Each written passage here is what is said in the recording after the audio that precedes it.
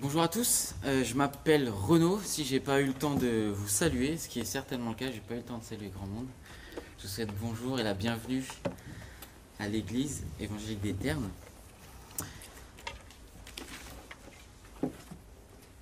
J'ai une petite question pour nous ce matin.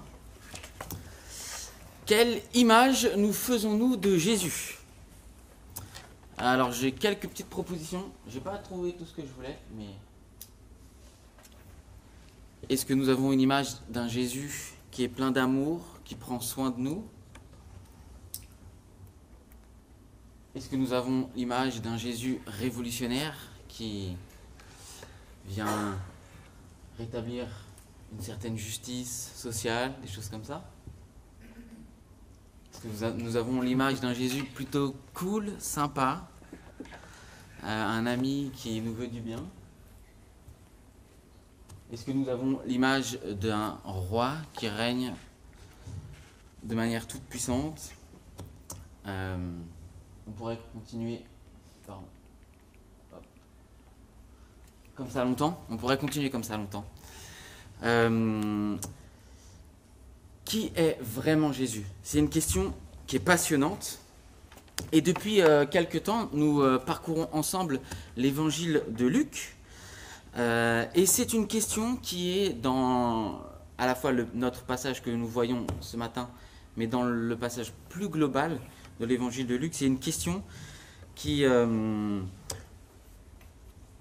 se pose à la fois pour Hérode, qui est gouverneur en Israël à cette époque. On peut lire au chapitre 9, donc au verset 9, je vous lis la question qu'Hérode se pose. Qui donc est cet homme à propos duquel j'entends dire de telles choses? Donc voilà la question qu'il pose à propos de Jésus. Dans notre passage, Jésus interroge lui-même sur son identité ses disciples. Il leur demande tout d'abord au verset 18, excusez-moi, il leur demande d'abord au verset 18, qui suis-je d'après les foules? Et puis ensuite au verset 20, il leur pose la question directement à eux, d'après vous, qui suis-je? C'est une question essentielle. Qui est Jésus pour nous? Nous le considérons comment? Et pour essayer de mieux comprendre notre passage, je nous propose de nous mettre pendant quelques instants dans la peau d'un disciple. Donc essayons de nous mettre dans la peau d'un disciple. Alors donc vous êtes juif, votre peuple est sous l'emprise de la puissance romaine, et donc vous attendez la venue d'un roi, d'un Messie promis par Dieu, qui va libérer le peuple et qui va instaurer son règne, et ce règne n'aura pas de fin. Voilà un peu votre situation. Et ça y est, après tant d'attentes, enfin, le roi tant attendu est là. Jésus guérit les malades, il nourrit, on a vu ça dans les passages précédents, il nourrit plus de 5000 personnes avec seulement 5 pains et 2 poissons. Il a autorité sur les démons, sur la nature. Sa puissance se manifeste avec force. Et donc, il n'y a aucun doute, c'est bien lui, le roi envoyé par Dieu pour sauver son peuple. Et donc, à la question que Jésus pose à ses disciples, qui dites-vous que je suis? Pour vous, qui suis-je? Pierre répond, le Messie de Dieu, le roi de Dieu. Et c'est logique. Enfin, une nouvelle ère s'ouvre, c'est un soulagement. Fini la soumission aux Romains, fini l'humiliation. Et en plus, cerise sur le gâteau, vous êtes aux premières loges. Vous êtes il y a devant vous le roi qui est puissant, qui va vous libérer. Et en plus, vous êtes dans son carré VIP, un peu si je puis dire. Vous faites partie des gens qui le suivent, qui êtes proches de lui. Les choses s'annoncent bien pour vous, hein, non? Et de façon assez surprenante, on a vu ça encore dans les semaines passées, Jésus annonce qu'il va mourir.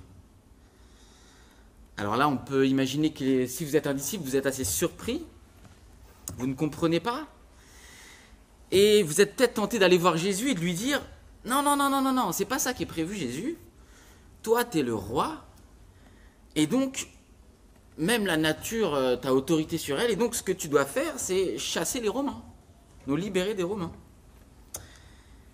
Mais non, après avoir annoncé à ses disciples sa mort et sa résurrection dans les versets 21 et 22 de notre chapitre 9, là, Jésus, qui connaît parfaitement sa mission et la volonté de son Père, réaffirme à ses disciples qu'il va souffrir, qu'il va mourir. On voit ça de nouveau dans notre passage au verset 44. « Quant à vous, écoutez bien ceci. Le Fils de l'homme doit être livré entre les mains des hommes. » Alors que les disciples s'attendent à vivre une grande libération, quelque chose de glorieux, Jésus leur annonce qu'il va mourir. Jésus leur annonce également que eux aussi devront souffrir, qu'ils doivent renoncer à eux-mêmes, perdre leur vie à cause de Jésus pour être sauvés. Et donc, on peut assez facilement imaginer que entre leur attente, ce qu'ils pensaient qu'il allait se passer, et ce que Jésus leur annonce, ben, il y a un gros décalage et qui crée certainement chez eux une espèce d'étonnement. Ils sont peut-être un peu bouleversés. Ils remettent peut-être en question un peu Jésus. Et donc ce que nous pouvons voir, c'est qu'ils savent des choses sur ce Messie, ils connaissent des choses sur lui, mais leur compréhension a besoin d'être plus complète, si je puis dire. Jésus est certainement un peu seulement un roi glorieux, mais qui est juste le chef, un chef de guerre quelque part, un chef politique. Et donc ils ont besoin, les disciples, d'être enseignés, d'être renouvelés dans leur compréhension de qui est Jésus, quelle est sa mission. Et c'est une question aussi qui se pose à nous. Qui est Jésus? Quelle est sa mission? Que veut-il de nous? Comment le comprendre dans notre existence concrète aujourd'hui, dans nos difficultés? Et dans sa grâce, Dieu, dans ce passage, révèle aux disciples qui est Jésus, et il nous révèle aussi à nous-mêmes la glorieuse identité de Jésus. Donc, je vous propose cette phrase de résumé.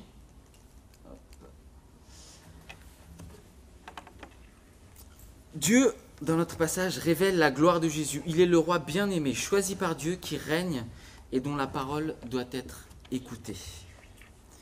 Et on verra donc en deux parties notre texte. Tout d'abord, Jésus glorifié, et ensuite, Jésus roi glorifié, et ensuite, Jésus le roi à écouter. Alors,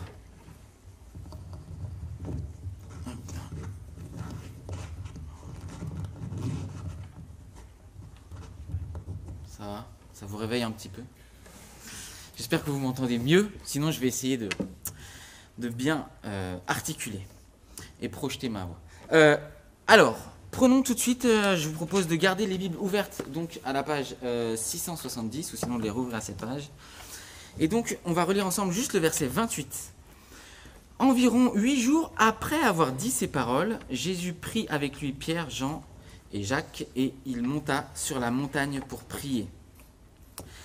Il me semble qu'ici, le fait qu'il dit « après avoir dit ces paroles », Luc montre sa volonté de placer donc cet événement glorieux de la vie de Jésus dans le contexte direct des paroles qu'il a prononcées aux disciples et dont je viens un peu de parler, des paroles étonnantes sur le fait qu'il allait mourir, qu'il allait ressusciter, qu'ils devaient renoncer à leur propre vie. Et Jésus conclut ces paroles inattendues par le verset 27 que je vous lis. « Je vous le dis, en vérité, quelques-uns de ceux qui sont ici ne mourront pas avant d'avoir vu le royaume de Dieu. » Il me semble qu'ici, on a une clé pour mieux comprendre cet événement assez énigmatique qui vient juste ensuite, qu'on appelle la transfiguration. Et dans ce passage, Dieu révèle aux disciples donc la gloire de Jésus. Ce Jésus, en fait, qu'ils côtoient tous les jours, n'est pas que un simple homme. Il est le roi libérateur qui accomplit la loi et les prophètes. Et il est également le fils bien-aimé de Dieu, le roi choisi par Dieu pour accomplir sa volonté. Voyons en quoi, donc, ce passage nous montre que Jésus est le roi glorieux, libérateur, qui accomplit la loi et les prophètes. La première chose que nous voyons au verset 29, c'est des changements chez Jésus pendant qu'il prie. Son visage change, c'est la première chose, et ses vêtements deviennent d'une blancheur éclatante. Et en fait, ces changements font surgir combien Jésus est glorieux et combien il reflète la gloire de Dieu. Alors que dans la vie de tous les jours, le Jésus que les disciples côtoient, quelque part, sa gloire est un peu cachée aux yeux des disciples. Il a vraiment l'aspect d'un simple homme. Et là, tout d'un coup, leur est révélée la gloire éclatante de Jésus. On pourrait quelque part penser le fait que ses vêtements brillent à un ange, ça peut nous faire penser un peu à ça. Mais bien plus que cela, je vous propose de lire ensemble les versets 30 et 31. Et voici que deux hommes s'entretenaient avec lui. C'étaient Moïse et Élie. Apparaissant dans la gloire, il parlait de son prochain départ qui allait s'accomplir à Jérusalem. Encore une fois, ce qui se passe ici est étonnant et énigmatique. Mais on peut comprendre quand même, il me semble, plusieurs choses de cet événement. Moïse et Élie sont deux grandes figures du judaïsme. Et en voyant finalement ces deux hommes à côté de Jésus, les disciples se sont certainement dit « Ah ouais, quand même, ces deux gars-là, ils sont hyper importants pour notre peuple. Et Jésus est en train de parler avec eux. » C'est un peu comme si vous croisez votre voisin et qu'à côté de lui, vous sentez que chez lui, il y a quelqu'un qui rentre et qui est invité à manger, c'est Emmanuel Macron, par exemple. J'imagine que du coup, la prochaine fois que vous allez croiser votre voisin, vous le regardez de façon légèrement différente. Vous direz, ah ouais, quand même, il a des amis qui ont une certaine notoriété, une certaine importance. Donc, certainement que ça a changé un peu le regard des disciples sur Jésus. Mais ce qui est étonnant, c'est que Jésus est une espèce de collègue de Moïse et d'Élie ici, mais il est plus que cela. Si on regarde le sujet de leur discussion, donc Moïse, Élie et Jésus parlent, et c'est centré sur l'œuvre de Jésus, c'est centré sur la personne de Jésus, sur ce qu'il va faire. Et ils parlent du départ de Jésus, qui va s'accomplir à Jérusalem. Ici, il semble qu'il fasse référence à sa mort, mais également à sa résurrection. Donc, cette discussion entre nos trois géants amène quelque part à les associer. Et c'est peut-être un peu la volonté de Pierre quand il dit qu'il veut construire 3 tentes, il veut honorer ces 3 grandes figures. Mais il me semble que le texte nous montre aussi que Jésus ne doit pas être rangé dans la même catégorie que Moïse et Élie. Moïse a été l'instrument de Dieu pour libérer le peuple de son esclavage, le peuple d'Israël de son esclavage en Égypte. C'était un temps particulier de l'Exode où Dieu était présent avec son peuple et notamment au travers de la nuée. Mais Jésus, c'est Dieu qui est lui-même présent parmi son peuple. Jésus apporte une libération bien supérieure à celle qu'apporte Moïse. Il apporte la libération du péché, il apporte la libération de la mort, il apporte la libération de la séparation d'avec Dieu, donc la réconciliation. Par Moïse, Dieu donne sa loi à son peuple. Et donc, quelque part, par là, ça scelle finalement la séparation d'avec Dieu. En effet, le peuple a la loi et il se rend bien compte qu'il n'est pas capable de faire la volonté de Dieu. Et par Jésus, Dieu accomplit les exigences de cette loi et du coup, nous rend un accès à Dieu. Lui qui a été parfaitement obéissant, par lui, par son biais, nous pouvons être réconciliés avec Dieu. Donc, il n'y a pas match entre Moïse et Jésus. Jésus est supérieur. Quant à Élie, c'est une grande figure aussi qui renvoie à la période des prophètes. C'est un grand prophète. Et c'est une période où les prophètes aspiraient à ce que Dieu se manifeste dans l'histoire, qu'il règne, qu'il libère le peuple. Et cette espérance s'est accomplie en Jésus. C'est ce que nous voyons depuis le début de l'évangile de Luc, par sa naissance, par ses actions, quand il rend aux aveugles la vue, quand il délivre les opprimés. Jésus accomplit les paroles que les prophètes, comme Élie, avaient annoncées.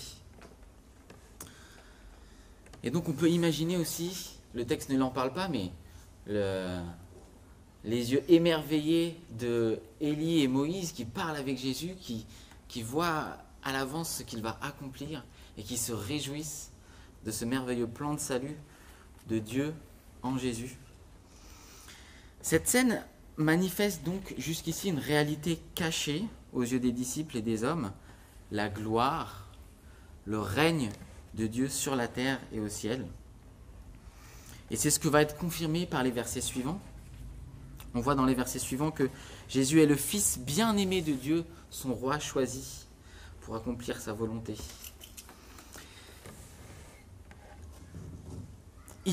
Alors je lis les versets, je reprends à partir du verset 34.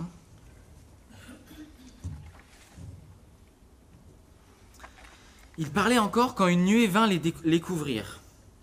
Les disciples furent saisis de frayeur en les voyant disparaître dans la nuée. Et de la nuée sortit une voix qui dit « Celui-ci est mon Fils bien-aimé. Écoutez-le. »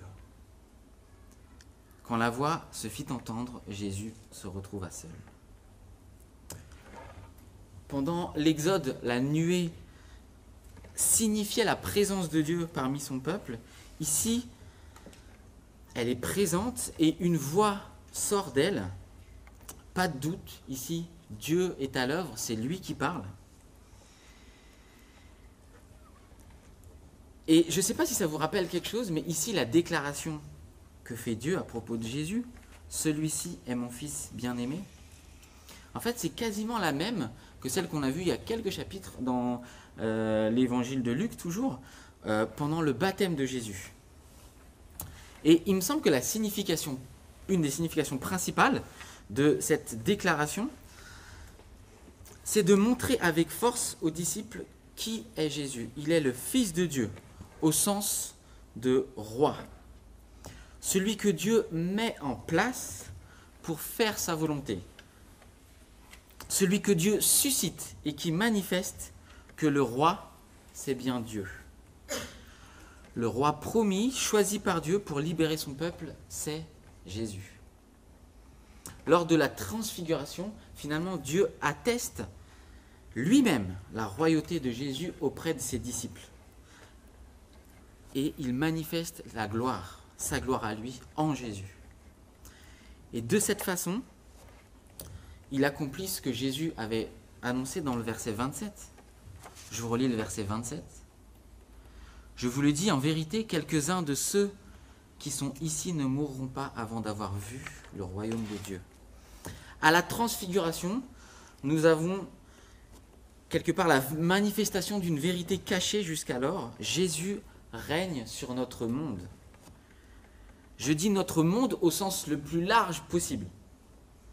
À la fois notre monde physique, le monde des pensées, le monde spirituel, voilà, tout ce qu'on peut mettre dans cette notion-là. Jésus règne sur ce monde. c'est une vérité forte de ce passage. Et que pouvons-nous en faire? Qu'est-ce que nous en faisons au quotidien? Selon moi, en fonction de qui vous êtes, votre parole a plus ou moins de poids. Si, moi j'aime bien le foot, je ne connais pas non plus, je ne suis pas un expert. Si moi je vous dis que vous êtes un très bon joueur de foot, que vous avez une carrière devant vous et tout ça, vous pouvez accorder de l'importance, du crédit à ce que je dis, mais bon. Si c'est Zidane qui vient de gagner une deuxième Ligue des Champions là, hier soir, qui vous dit que vous avez de l'avenir dans le foot, je pense que sa parole a légèrement plus de poids et vous pouvez fonder légèrement plus d'espoir en sa parole et fonder légèrement plus fonder votre vie sur ce qu'il vous a dit. Sa parole est d'autant plus certaine que sur la mienne. Ici, c'est Dieu lui-même qui atteste que Jésus est le roi et qu'il règne. Et donc, comment pouvons-nous au quotidien vivre avec cette réalité? Comment ça peut impacter notre vie? En tant que roi, Jésus est notre chef, et donc nous sommes appelés à lui obéir, et notamment en écoutant sa parole. C'est ce que nous allons voir dans la deuxième partie. Donc Jésus qui est un roi à écouter. Celui-ci est mon fils bien-aimé, écoutez-le. La différence entre la déclaration que fait Dieu à propos de Jésus lors de son baptême et la déclaration ici lors de la transfiguration, c'est ce fameux « écoutez-le ». Et très certainement, ça renvoie au passage que Édouard nous a lu tout à l'heure dans Deutéronome 18. Ici, non seulement Jésus est le roi, mais encore il est le prophète qui était annoncé par Moïse, qui était celui qui allait parler, qui allait donner les paroles de Dieu. Je vous relis le verset 18 de Deutéronome 18. Je ferai surgir pour eux, du milieu de leurs frères, un prophète comme toi. Je mettrai mes paroles dans sa bouche et il leur dira tout ce que je lui ordonnerai. Jésus est la parole de Dieu. C'est le prophète au plus fort sens du terme. Et donc face à une telle manifestation de la gloire de Jésus, face à une telle révélation de qui il est, à la fois le roi, libérateur, qui accomplit les prophéties de la loi, et parole de Dieu, prophète, les disciples et nous sommes appelés à répondre par la foi et par l'écoute à la parole de ce roi. Jésus est roi, il mérite notre confiance. C'est une écoute qui doit être confiante. Et j'aime beaucoup la façon dont Luc enchaîne les choses dans son récit. Alors que les disciples vivent quelque chose d'absolument extraordinaire, ils vivent quelque chose d'absolument glorieux, et peut-être qu'ils seraient tentés aussi de continuer cette expérience extraordinaire, de la prolonger le plus longtemps possible, avec peut-être qu'on peut voir ça un peu dans la volonté de Pierre de construire des tentes, de faire que le moment dure, peut-être on peut voir un peu ça. Ce qu'on voit juste après, c'est qu'ils descendent de la montagne, et s'ils ont pu voir la réalité de la gloire et du règne de Jésus, en descendant de la montagne, ils sont en face d'une autre réalité qui se juxtapose. C'est celle d'un monde dans lequel ils vivent et qui est toujours soumis au mal. Et c'est ce qu'on voit avec cette terrible situation d'un père dont le fils unique, autrement dit à l'époque, le fils unique, c'est pas seulement un enfant que vous chérissez et votre seul enfant, mais c'est aussi celui en qui est votre, quelque part, qui assure votre retraite, qui assure votre avenir, qui va prendre soin de vous dans vos vieux jours. Donc, ce fils, il est maltraité par un esprit. Voilà deux réalités qui semblent bien contradictoires, n'est-ce pas? D'un côté, Jésus règne, et en même temps, nous sommes dans un monde qui souffre, qui va mal, et où on pourrait se demander C'est un peu difficile à comprendre, on pourrait se dire, mais si ces deux choses sont vraies, est-ce que Dieu est vraiment bon? Ou est-ce que Jésus est vraiment roi? Est-ce qu'il n'est pas finalement limité, le fait que le mal soit toujours présent? Est-ce que ce n'est pas le fait que son pouvoir est limité?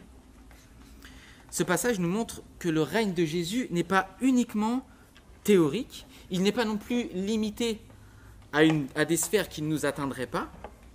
Jésus règne et donc il a le pouvoir de libérer le Fils unique et de le rendre à son Père. C'est ce qu'on voit au verset 42. Tandis que l'enfant s'approchait, le démon le jeta par terre et le secoua violemment. Mais Jésus menaça l'esprit impur, guérit l'enfant et le rendit à son Père. Tous furent frappés par la grandeur de Dieu. Voilà la juxtaposition de deux réalités qui sont difficiles à comprendre, mais qui ne doivent pas être pour autant, qui ne doivent pas nous rendre incrédules, qui ne doivent pas nous faire douter de Jésus. Je reprends ma lecture, donc au verset 43. Tous furent frappés par la grandeur de Dieu. Alors que chacun s'émerveillait de tout ce que faisait Jésus, il dit à ses disciples, « Quant à vous, écoutez bien ceci. Le Fils de l'homme doit être livré entre les mains des hommes. » Cependant, ils ne comprenaient pas cette parole. Elle était voilée pour eux afin qu'ils n'en saisissent pas le sens, et ils avaient peur de l'interroger à ce sujet. Alors là, on pourrait se demander exactement qu'est-ce qu'ils ne comprennent pas, les disciples. Je ne crois pas que leur problème, ce soit quand Jésus leur dit que le Fils de l'homme va mourir, qu'il va être livré aux hommes. Je ne crois pas qu'ils n'arrivent pas à comprendre ça. Je pense plutôt que le problème est de concilier la façon dont eux comprennent qui est Jésus avec ce que leur dit Jésus. Et donc, leur incompréhension est plutôt liée au fait que ce que Jésus dit ne colle pas avec leur conception du Messie. Pour eux, ça restait un Messie qui allait les délivrer des Romains. Et le fait qu'il annonce qu'il meurt, ça colle pas, ça va pas. Et il me semble qu'on peut facilement élargir la situation des disciples, cette incompréhension face à certaines réalités, à notre vie à nous. Quelle attitude adopter lorsque nous vivons des situations où nous ne comprenons pas ce que Dieu fait, où nous ne comprenons pas pourquoi il permet que nous ou nos proches traversions des difficultés, des moments pénibles, des moments injustes. Ces choses-là nous semblent certainement pas cohérentes avec la bonté de Dieu, avec sa toute-puissance, avec le fait que Jésus règne. Comment concilier ces choses-là?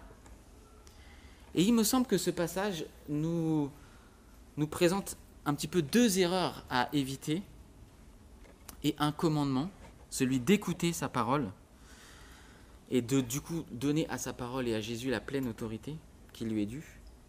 Donc il me semble que la première erreur que nous pouvons éviter avec ce texte, que ce texte nous montre qu'on peut éviter, c'est l'incrédulité face aux difficultés de la vie, se laisser gagner par le doute que Jésus est impuissant, qu'il n'est pas roi ou qu'il est un roi limité, qui ne peut pas faire grand-chose.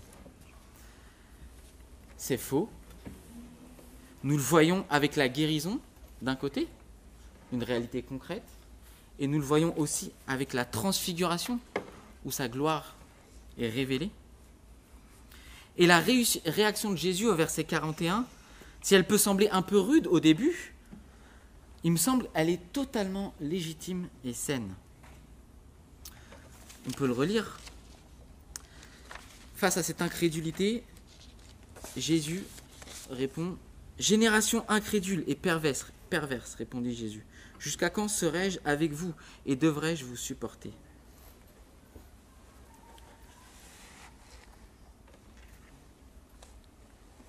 Je ne sais pas si vous vous côtoyez un peu, vous vivez de temps en temps avec des enfants, ou même on peut vivre un peu ce genre de situation aussi avec des amis. c'est vraiment difficile, je trouve, moi, de concilier deux choses. À la fois montrer qu'on aime la personne, qu'on est de son côté, et en même temps, ne pas tolérer qu'elle fasse le mal, lui montrer que ce n'est pas une bonne chose, et donc reprendre. Et moi, par exemple, j'ai 2 enfants. Dans mon éducation, c'est très difficile d'être équilibré par rapport à ces deux choses-là. À la fois, montrer l'amour, et en même temps, montrer de la justice, la soif de préserver les choses bonnes, ce qui est bien.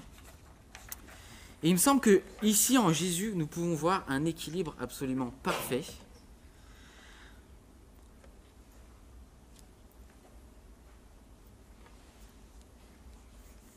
Et donc, face à cet équilibre que nous démontre Jésus, face à ce roi qu'il est, nous pouvons placer notre confiance en lui. Si nous avons des doutes, c'est valable de se poser des questions.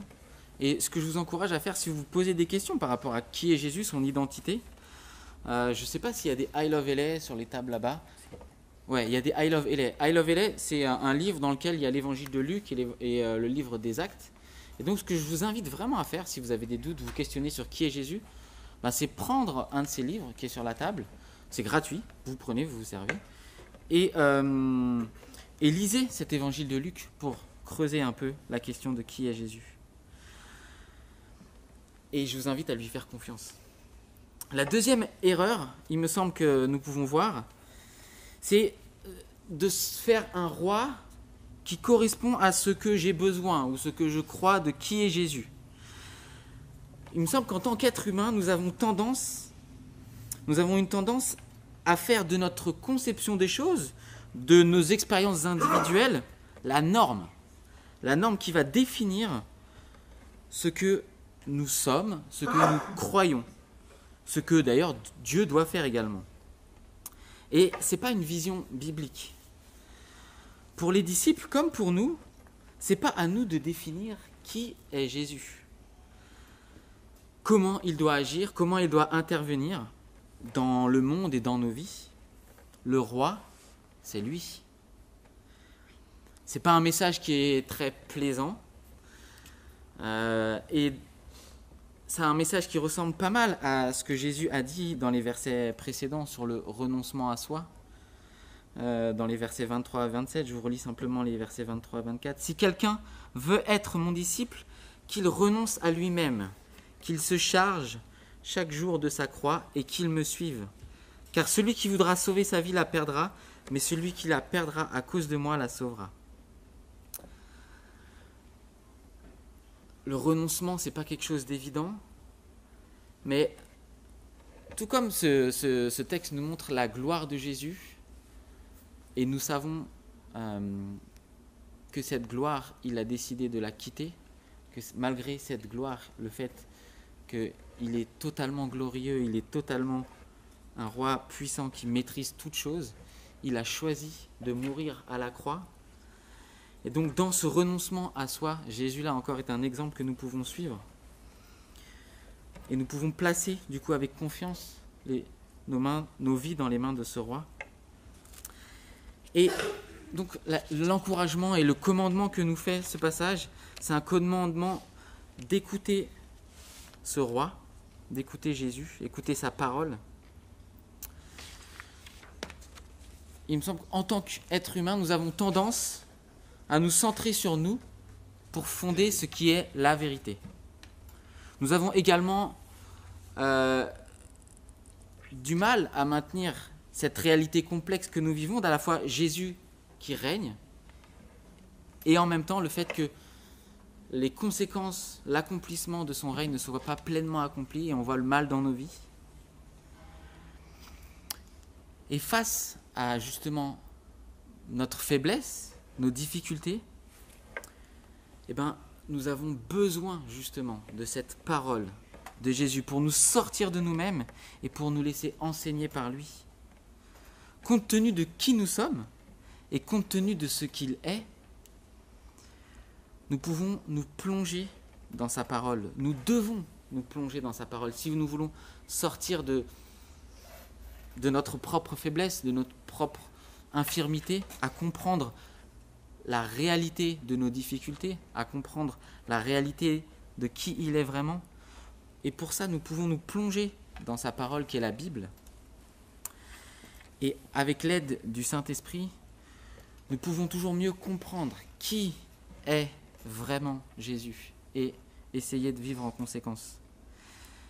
Ce que je trouve très encourageant, on n'a pas le temps de le lire, c'est la façon dont les disciples, qui, on le voit un peu dans notre passage, se questionnent, n'ont pas bien compris qui est Jésus, et la façon dont quelques années plus tard, avec justement tout ce qu'a placé Dieu, avec la transfiguration, avec sa parole, avec ses enseignements, comment leur vision de Jésus va évoluer, et comment dans les écrits du Nouveau Testament, ils nous transmettent à nous justement cette bonne vision de qui est Jésus.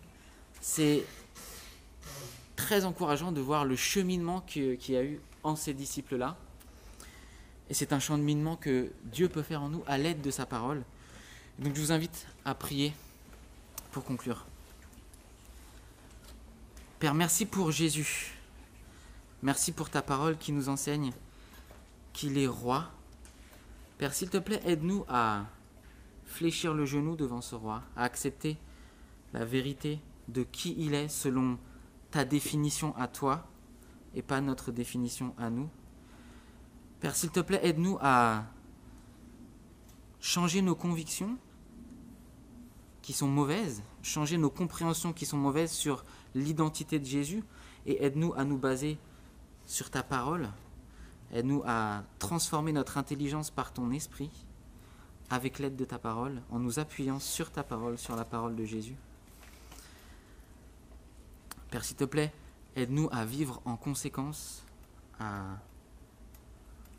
vivre non plus pour nous-mêmes, mais vivre pour toi, à chercher non plus en nous-mêmes la source de notre salut, mais à puiser vraiment nos ressources en toi et en ta parole. Amen.